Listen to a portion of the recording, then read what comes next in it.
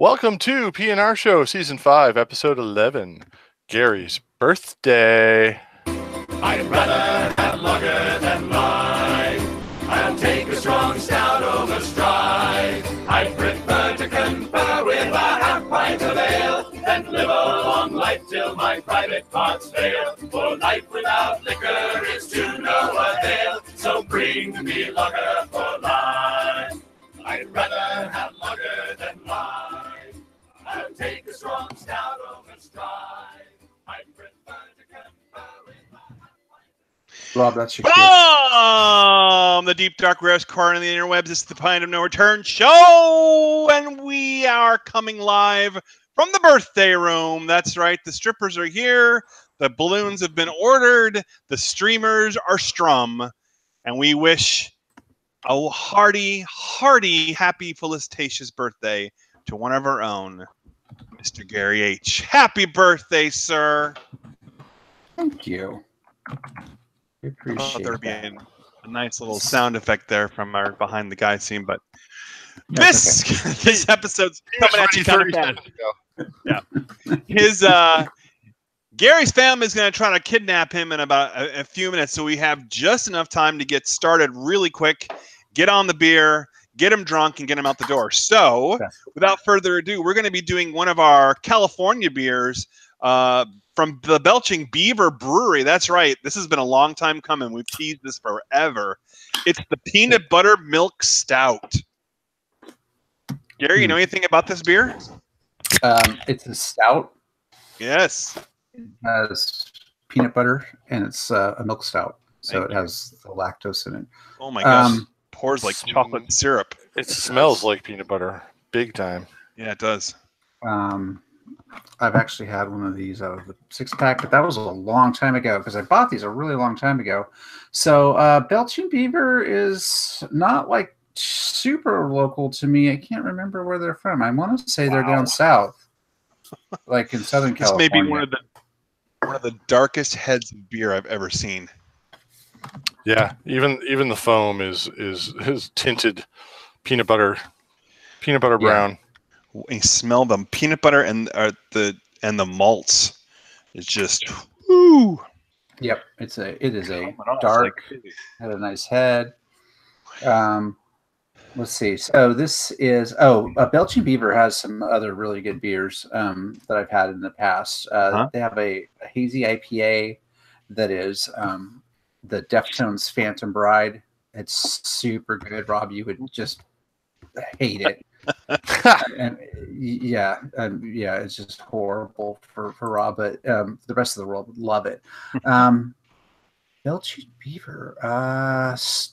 They have multiple locations. All right, I'm trying to find out where they're from because I want to say Southern California. I obviously did not do my research before the show. That's all right. San Diego. Yep, that's what I thought. San Diego. Right. So far south. As we prepare to drink this hearty, peanut buttery smelling beer, Keith, do you have a toast for our birthday boy? Dude, you're freaking old. Hey! Prost! Peanut butter milk stout. Here we go.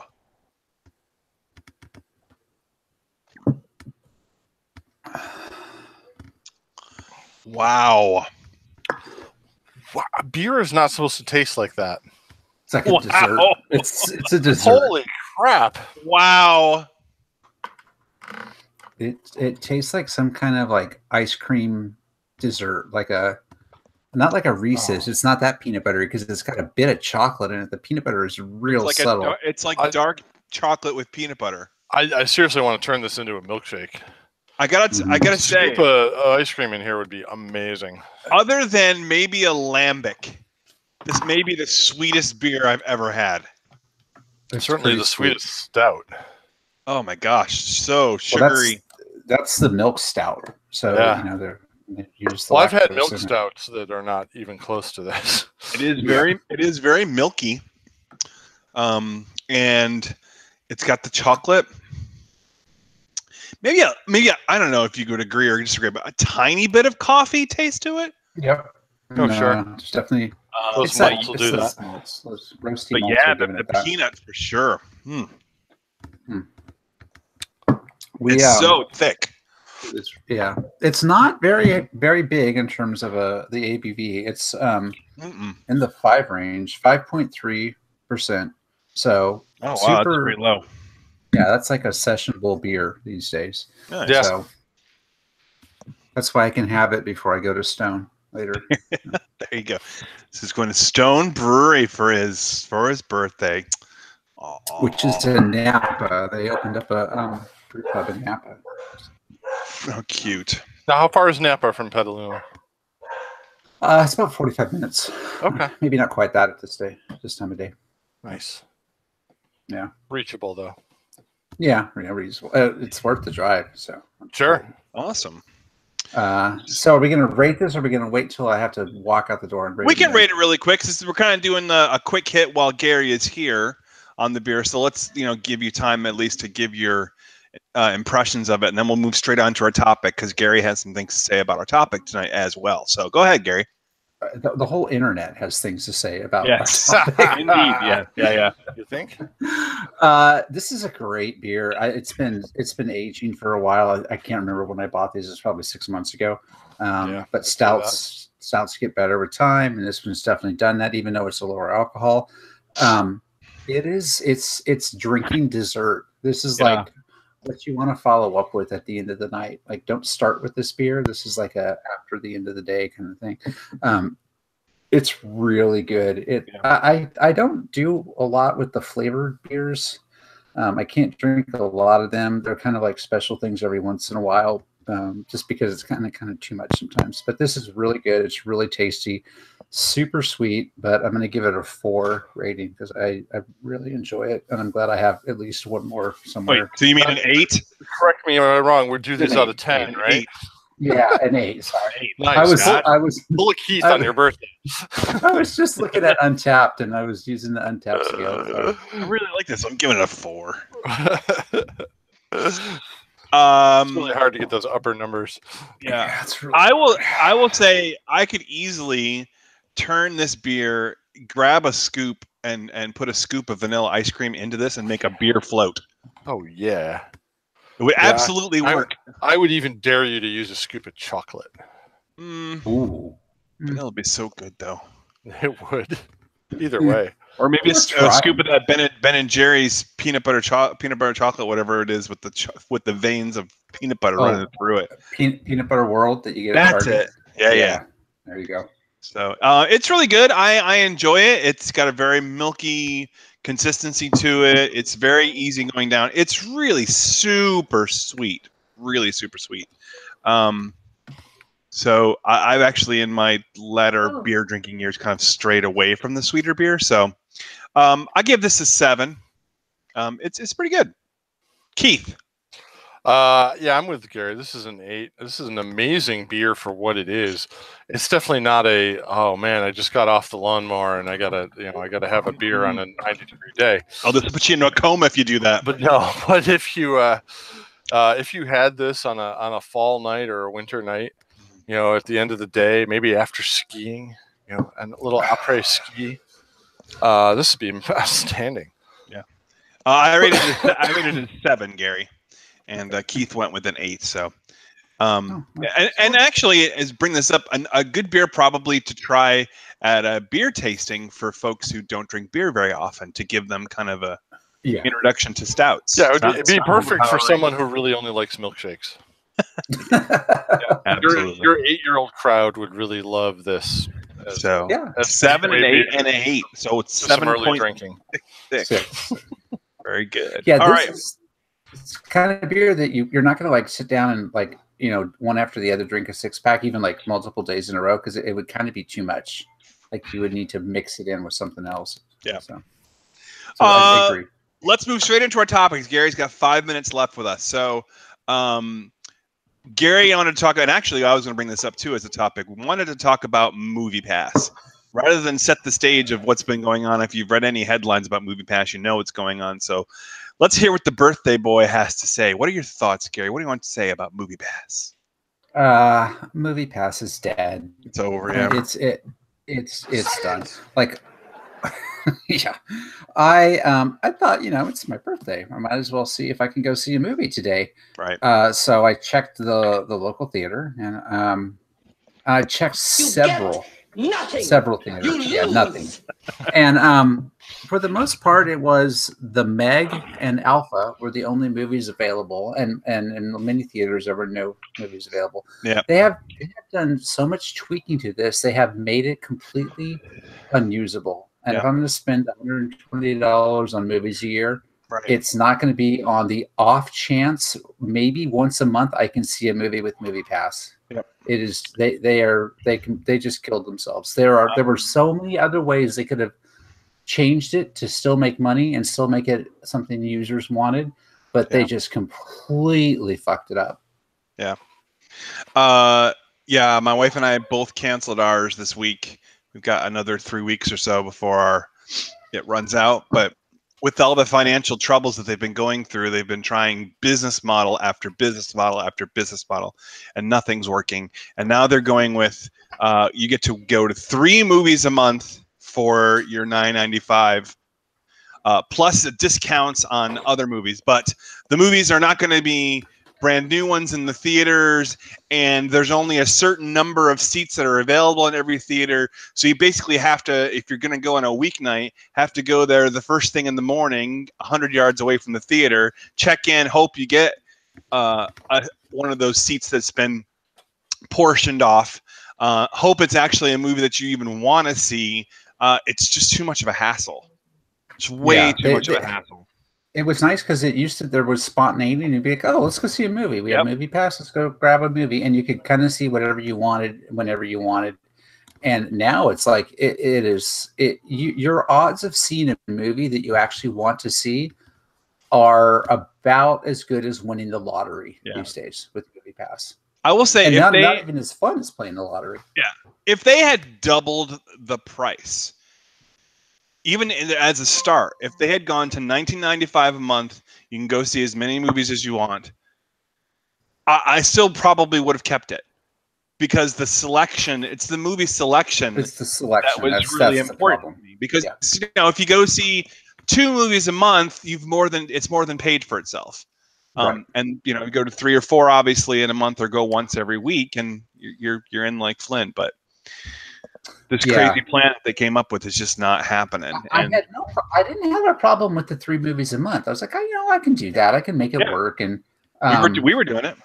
I was averaging that, but there were like months where I wouldn't go. So I felt like I would rather it be like, X number of movies in a year, because there are months where I would go see 4 or 5 movies, and some months where I'll see none, because maybe I'm traveling, maybe you're on vacation or whatever, But the thing that killed it for me was the extreme limitation on what you can see.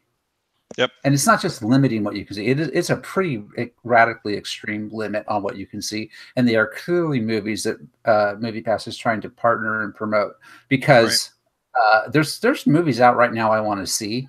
I want to go see Black Klansman, but that is not available in Movie Pass. It doesn't seem like ever, but if I want to go see The Meg, which I mean, apparently a lot of people saw it, but I don't want to see it.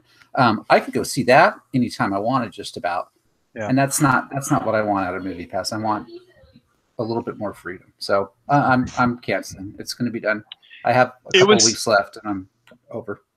It was so popular, I have no doubt that someone will come along, and there are other kind of clones of Movie Pass that are out there, but they didn't offer quite the service that they did. I have no doubt that someone will come along to try to duplicate what they did, just improve the business model and get it done, because it was so stinking popular. Yeah, it was great. I think it'll get done. Hopefully. Keith, you never got around to getting the Movie Pass, did you? Nope.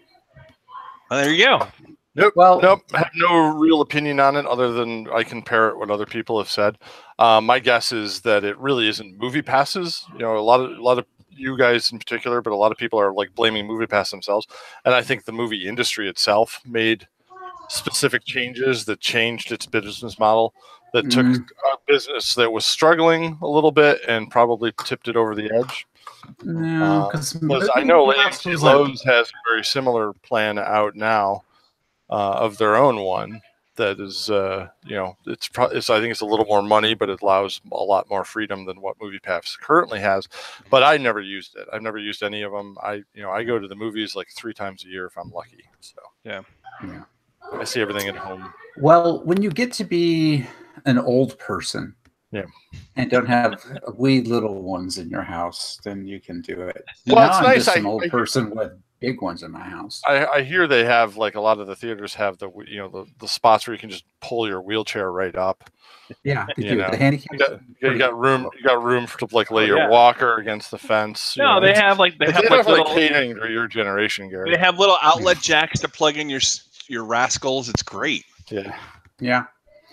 Yeah. That's I'm looking forward to going.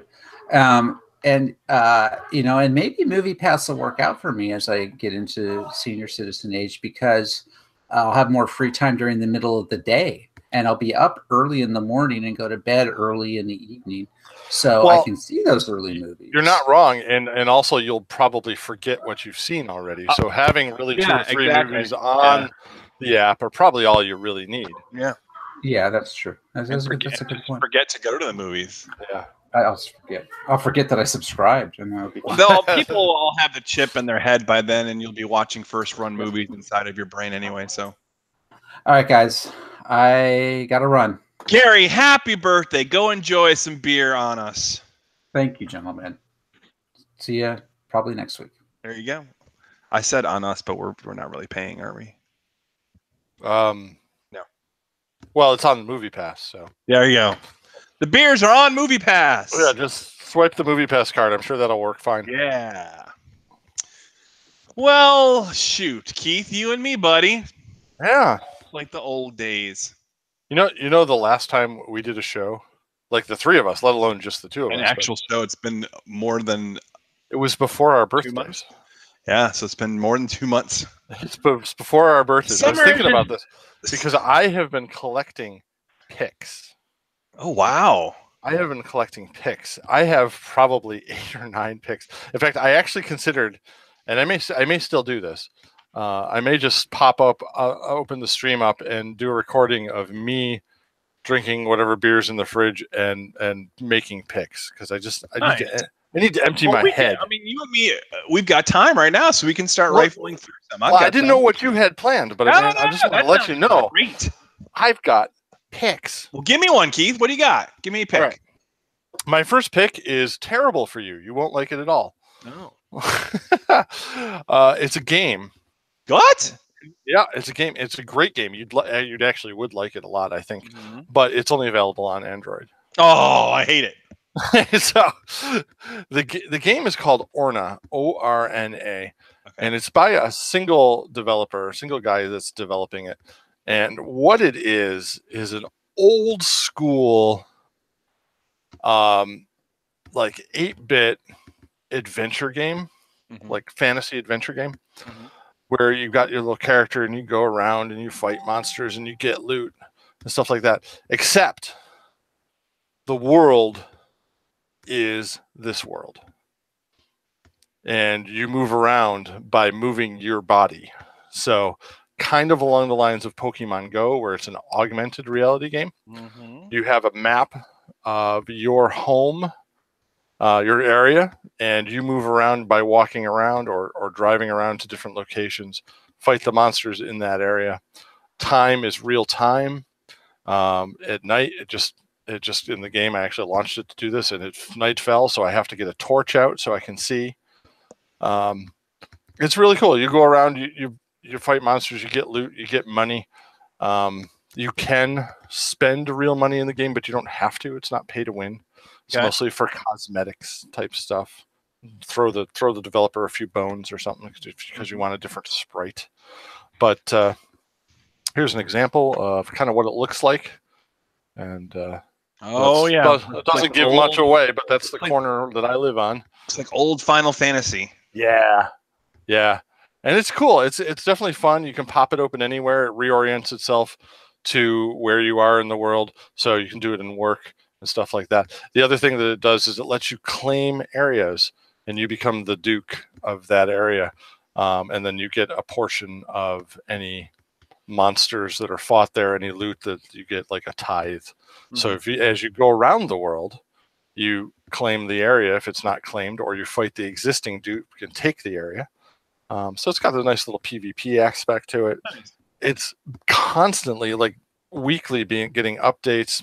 The developer is he's on Discord. He invites you into his channel. He's very open to suggestions. They have a good, very active Reddit channel. Mhm. It's really kind of cool. At some point, I'm sure it'll get over to iOS, but right now he's basically running the beta of it on Android, and it's a lot of fun as just a Cool. little time waster. But I like those things that are real world, like, you know, Pokemon Go and stuff like that. Mhm. You know, so it's really kind of neat to see stuff like this starting to show up. Excellent. So, good game. I've been playing it for several months now. Nice. I've made it all the way to level 107. Ooh. Wow. Yeah, it's impressive. Very impressive. Let's see. What can I throw in front of you? How about a good old-fashioned board game for all you board gamers out there? I would like to recommend to you a little game called Outlive. Outlive is a post-apocalyptic worker placement game. Now, if you're not familiar with worker placement, basically... Hey, Rob? Yes, sir? Maybe you've muted yourself. I don't think so. Hello? Nope. Hi? I didn't mute myself. I don't know. Can you hear me? Yes. Okay. So yeah, it's definitely on your end. Uh-oh. Hello? You kind of leaned to the side. The last thing we heard was apocalyptic. I didn't mute. Oh, there you are. I can hear you now. Or I could for a second. No, I can't. For a brief second, I heard room noise from you. My USB microphone. There you go. Now I can hear you. Well, it won't sound great. Okay. Well, it's better than what we had.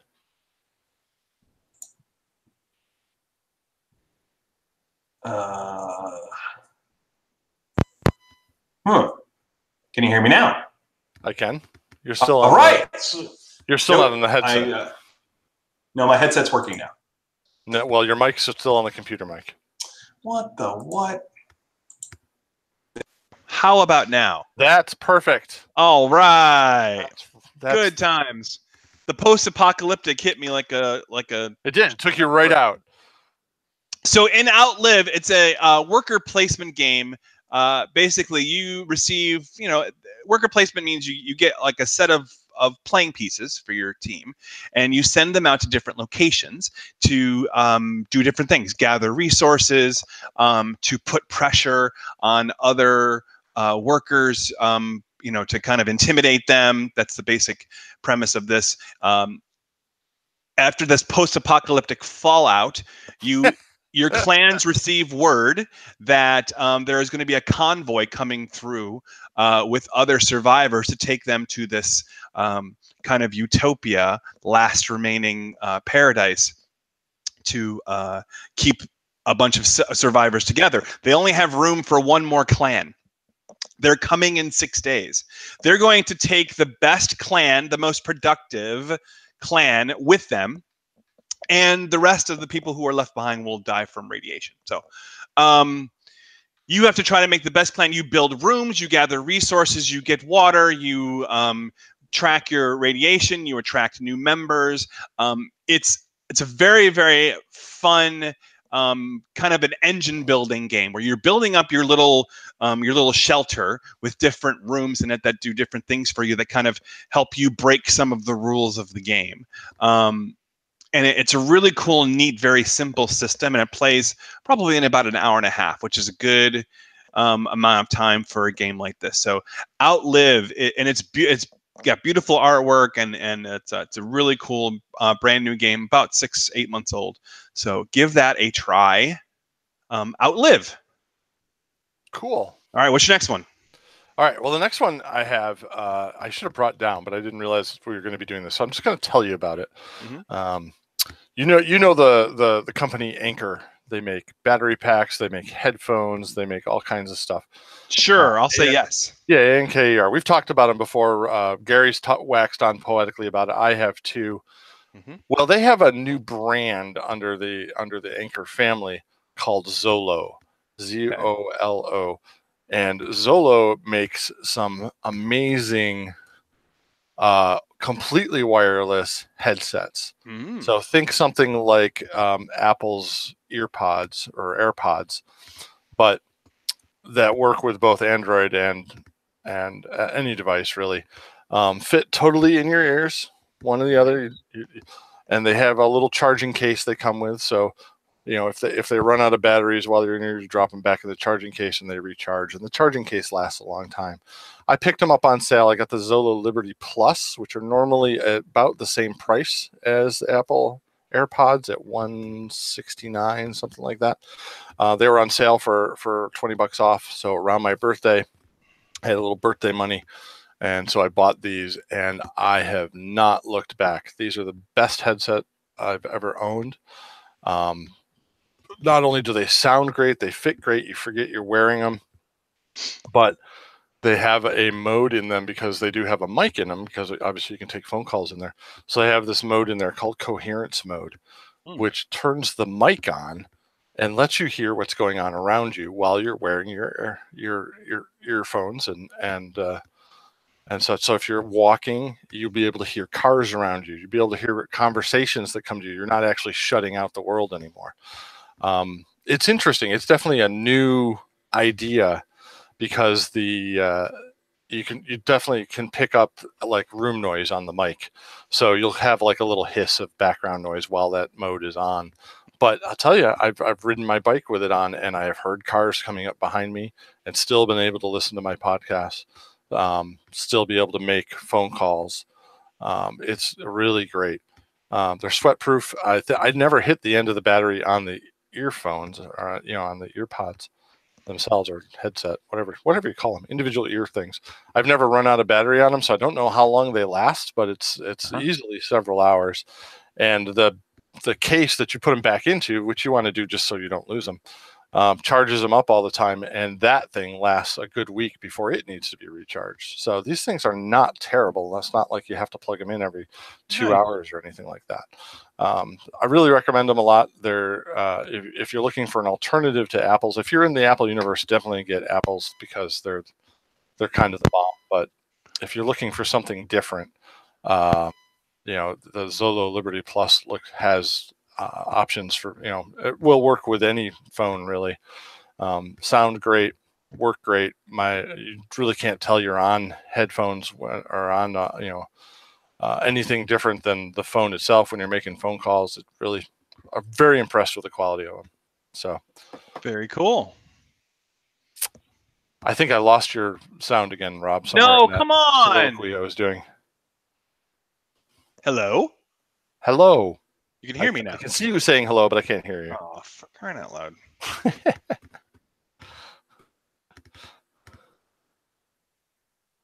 See, we get down, we lose our Gary, and we lose all the technical stuff goes to hell. All right, can you hear me? Okay. No. Hello. Okay.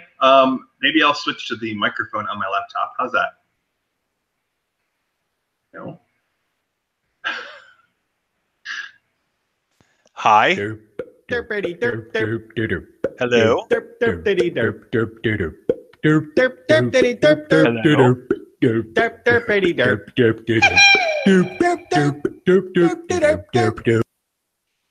Is that working better now? Is that better? No? Hello? How about that? Is that working better? Can you hear me now? Hello? Hello? I can hear you now. Oh, all right. Well, I switched the speakers now to my laptop. All right. So maybe we'll have to go with slightly worse audio, but that's okay. So, okay, let's say I have a pick. I just finished a book. I was listening into it on Audible, which for my lovely long rides to and from the office is a great way to read books, or at least to listen to them. And I might have mentioned this on the show. I don't remember, but it bears repeating. I just finished a book called The Atlantis Gene. And it's by an author. His last name I know is Riddle. Hold on, I got it right here. Sticking with A.G. Riddle.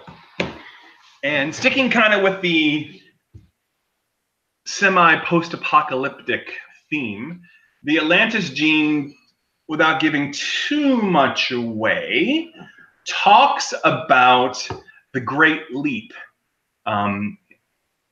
Thousands of years ago, there were various different types of pre-humanoid species, like the Neanderthal, the Cro-Magnon. You know, they're all, you know, sort of coming together as humans, but all their own different little species. And at some point, there is a gigantic leap in what humans are able to do. Their education, their speaking, their language, their reasoning skills, and no one's really figured out why that is. Well, in the Atlantis Gene, it supposes that it may have something to do with the lost continent of Atlantis. I won't say anything else because there's a lot of mystery that unfolds. But if you are a big fan of the Dan Brown books, which I am, because they make great vacation reading, because they read really quickly and they're, you know, usually full of action-packed stuff and some fun facts and different things like that.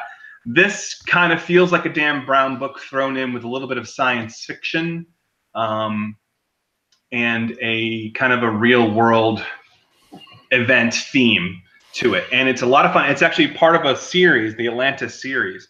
So I just finished book 1. And I got it on Audible. And if you never tried out, first of all, maybe make this a double pick. If you've never tried out Audible, it's a great service if you really are into books. My wife is huge into books, and she has joined their program where she gets a couple of them free every month with her subscription. And if you do a lot of traveling, it's a great way to listen to books. So, but give The Atlantis Gene a try. I'm torn with whether or not to start the next book in that series or go on to the next the book in the Name of the Wind series, which is also a fantastic. Oh, where are you in Name of the Wind? I finished the first book. Oh. And let me tell you, well, I'll roll that into this recommendation too. The Name of the Wind. Now, I actually read The Name of the Wind. I didn't do an audiobook. I read it. Okay. The Name of the Wind may now have become my new favorite series, my new replacement while I wait endlessly for the next Song of Ice and Fire book.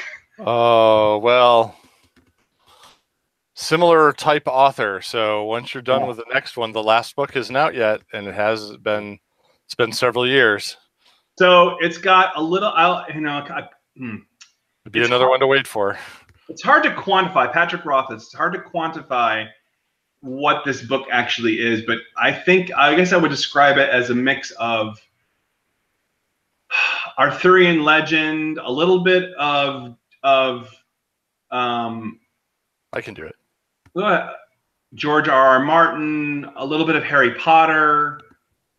I've got an easy phrase for it. Okay, go ahead. You ready? Yeah.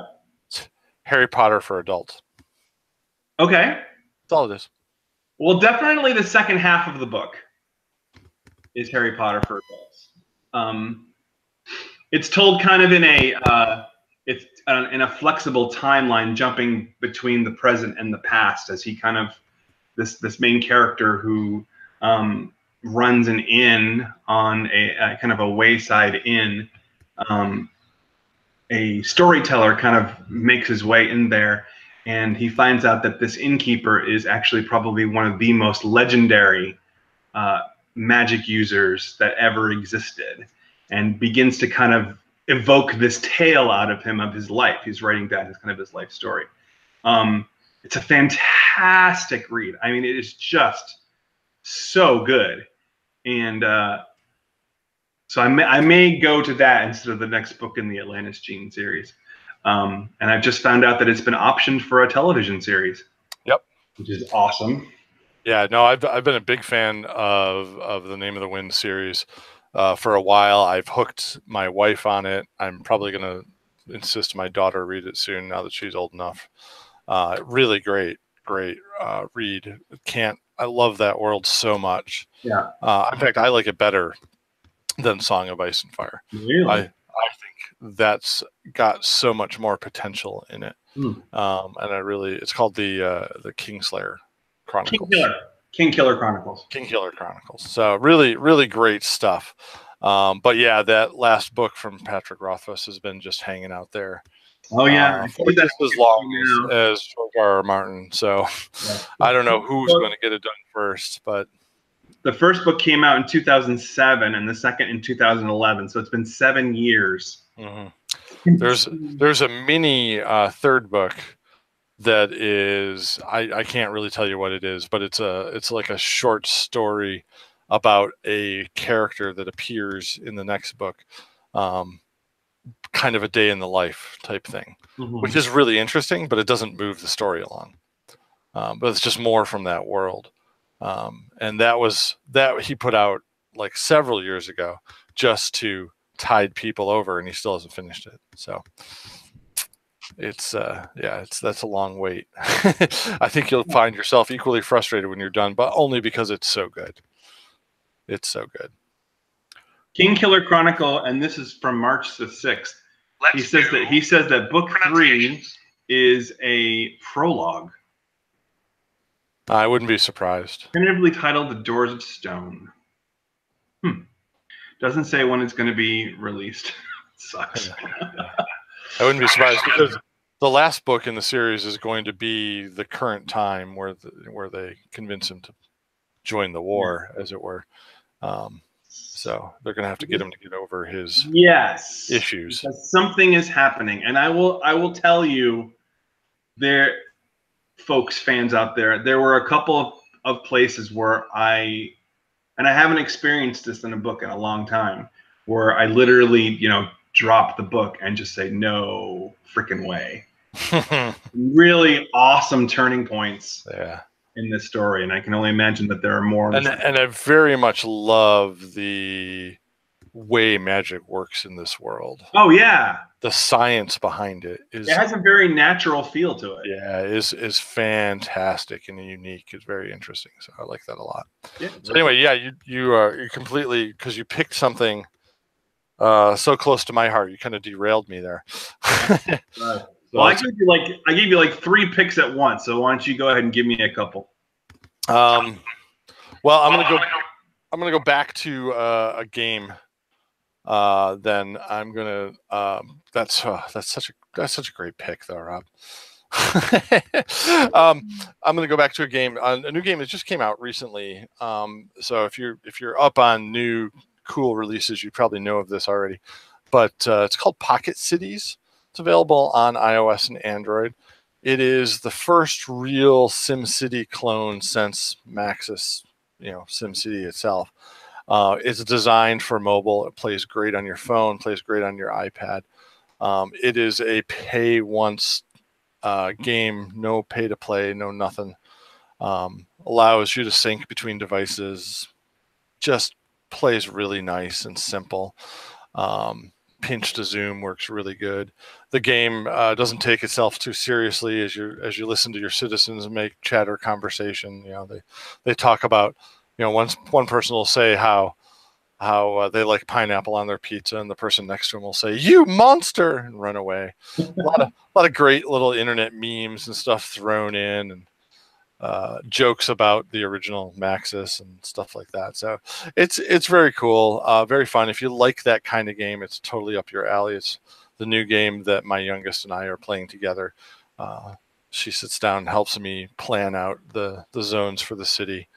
And on the default mode, when you first load it up, It's very, very simple, so it's good to get into and get some experience with it. But then the next level up, it gets harder fast. So a very enjoyable game, though. Super easy to play on your phone. Great little time killer for in the bathroom or in line at the bank or cafeteria or whatever you're doing. Play it, put it away. Save it to the cloud and then go get it from your bigger device when you get home or something. It's just a great little game. I don't know who makes it, but it's available both. So if you search for Pocket Cities, it should come right up. I see it here. I think it's like $5, $4.99, $2.99, something like that. Cool. All right, we got another one. Let's see. I probably do. My daughter was begging me to read a series that she was into a while ago, so I just got that on Audible and went through the first 3 books in that series really fast.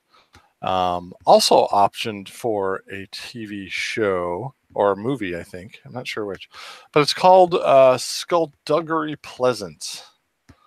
Very candy read, even in the ears, but very interesting world mix of modern day world mixed with fantasy that most of the world can't see at the same time. In it's a young adult series, so it's a young girl who is sucked into the middle of this world and can't get out after her uncle leaves her an estate in his will. And really, I can see where like an HBO or something like that would pick this up, and each of these books could become a season of like 6 episodes or something. It really, really kind of fun, candy action stuff.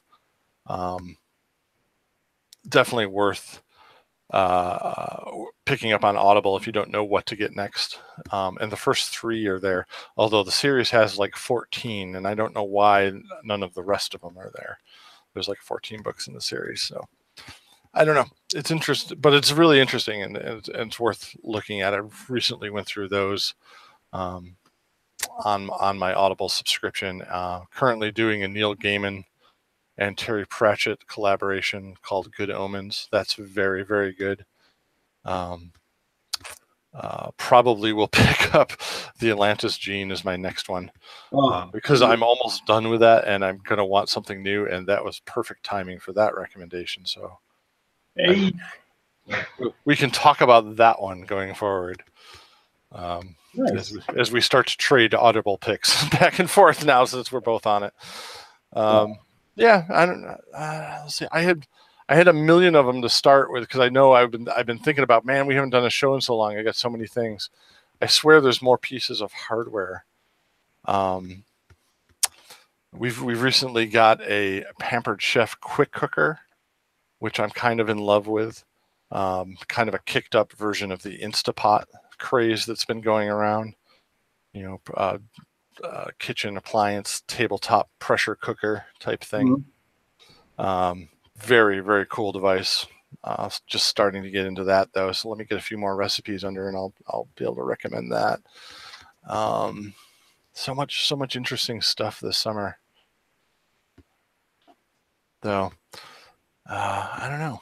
We're probably up against our time limit now. All right. Well, I have one more. So it's another board game. This is a game. I mean, I know Keith doesn't. I don't know how many board games you play. I know you play quite a bit of RPGs, but this may be a game that I think your group might actually like and enjoy as kind of a one-off thing. I'm sure you're familiar kind of with the murder mystery party. Oh, sure. Type thing where everybody takes on a role, and it's just kind of tongue in cheek. You do it over dinner, and everybody kind of goes through their little spiel and try to figure out who the murderer is. It's good fun. It's all that kind of stuff. Well, the thing with that is that it's kind of a game that's it's I won't use the word disposable, but it's kind of a one-use thing for you. You when you play a murder mystery party, you really go through all of the material, so you can't do it again. So usually you'll pass it on to a friend or sell it at a garage sale or something like that. So This is kind of in that same vein, although the board game itself is a continuing mechanism by which you play some of these adventures. It's called Time Stories. And in Time Stories, you play a group of, it's a cooperative game, so you're all playing together. There's no one that's, you know, a hidden traitor, or, you know, you're not trying to win against anybody else. You're all playing together to accomplish a goal. You basically play, in essence, Sam Beckett from Quantum Leap. You're kind of like Quantum in the future. And you've reached a point in the future where certain events, seemingly innocuous in nature that occurred in the past, can throw time events out of whack in the future. So almost like a time cop type thing too. So that's the basic mechanism. You're jumping back into a point in time, and together you're trying to unravel a mystery as to what has happened and how the timeline has been disturbed and to correct it. So each module of this game is a different story, completely different story. The first one takes place in a 1920s insane asylum. There's another one that takes place in the Middle Ages. Another one takes place in Egypt. There's another one that's in an Arctic expedition. So you're basically jumping back into each of these different stories as you play the game. Now, you only have a certain number of these TUs, or time units, in order to complete what you need to do before you're pulled back or sucked back into the future. It's a limited amount of time. And when you're in the past, you actually inhabit the bodies of people living back then. So you go through, you're in that atmosphere. Very much like Quantum Leap. Yeah. So you have to kind of unravel the different aspects of it, but it's almost impossible to succeed on your first try. So you have to kind of piece together, well, this time we did that and that worked, and here we found this clue. So now we jump back and we have to go to A to B to C, and we only got as far as D. Now we know we have to go from A to D first and then B. So you have to kind of put the sequence together, find the right items, find the right clues in order to unravel the mystery. It's an incredible amount of fun. The base game comes with the initial scenario, which is the asylum, and I think it retails for about $40. And you keep the base game, obviously, and then buy modules as you want to go. And the modules themselves are probably $25 to $30 or so. But again, it's a game, if someone else, your friends, has the base game, you can pass along the modules to them so they can play them too. It's a lot of fun. You can play it all in one night and get through an adventure all in one night, or it has kind of almost like a game save system. There's the tray that comes with the game has little slots and little icons and markers things, so you can actually mark where you left off in the game, put your cards and your things in a certain spot, so that when you come back to play, everything is there. You know what you've done and what you haven't done, and you can just set the game back up. That's cool. It's a highly rated game. I think it was runner-up for Game of the Year a couple of years ago, and I think there are 5 or 6 different modules for it. And it's a really, really cool, immersive, and very fun cooperative experience. So if you want to give that a try, it's called Time Stories. Cool. Very cool. All right. So I guess we're at the end of Gary's birthday show. Yeah, we're Gary-less now. I hope he's enjoying. Well, he's probably just in the car on his way out now, so he will be enjoying some lovely beer out in Napa. He will be partaking. Beautiful Napa. That's right. At Stone Brewing, which is one of the premier craft breweries in the country. So find his way through the smoke. Yeah, exactly. Yeah. It is so bad. My wife is supposed to fly into Portland next week, and she's not sure if the airport's going to be open. Oh, really? Yeah. Wow. But yeah, it's pretty bad. Yeah. On that fun note, next week, I'm assuming we're going to be back to it next week. We'll try to get on a more firm schedule.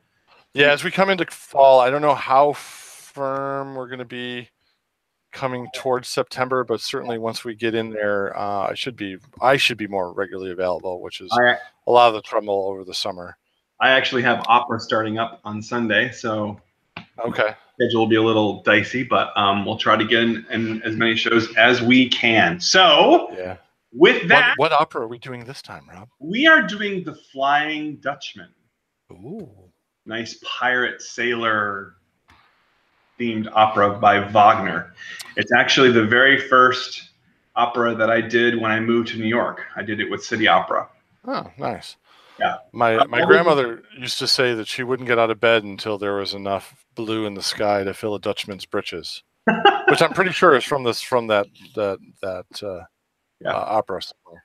Keith, this will actually, it's interesting you asked that question because I was in the middle of rehearsing that. It was my very first opera when I went to New York. I was actually living with Keith at the time. Mm-hmm. Our first dress rehearsal was September 11th. Oh, right. And I could not, obviously no one could get to the city. So we had to kind of postpone things for a little while. The part that I played, or the role that I had in the show, was was part of the Ghost Chorus, kind of an offstage, ethereal singing these war chants off to the side. And for it, we wore these dark robes, basically like choir robes. And we, at a certain points of the show, we actually go up into the house, into the auditorium itself, and one of the high balconies. We come in very, very quietly, sneak in and line up along the back. And at a certain point, we just let loose with this gigantic battle cry. Well, when we did it, the first dress rehearsal we had, again, was probably about a week after 9/11 that we were able to go in there and do it. And as I'm sure as everyone remembers, folks were very, very on edge. It's very stressful, especially, obviously, in New York. Right. Incredibly tense. So we came in as normal to do our bit and started our huge screaming. And the people that were there to watch the dress rehearsal were freaked out. There were women screaming and crying, terribly afraid. They thought that something was happening, that there was an attack happening or something. And we freaked them out. And then for the rest of the run of that show, the announcer had to actually come out and kind of gently warn people that there will be folks coming in black robes in the middle of the show to sing from the audience, please do not be afraid, or please do not worry, it's all part of the show. And so it's crazy. So wow. That was 17 years ago, and now I'm getting ready to do Flying Dutchman yet again. Well, a little different climate, thankfully. A little bit, yeah. Yeah. So. All right, that's going to bring us to a close to episode 11 of the Pint of No Return show, as Mr. Keith gets ready to play us out. I'd rather have lager than life. I'll take a strong stout over stride. I prefer to confer with a half pint of ale and live a long life till my private parts fail. For life without liquor is to no avail. So bring me lager for life. I'd rather have lager than Gary, life. drink more Take a beer. strong stout over stride. Safely. I prefer to confer with a half pint of ale.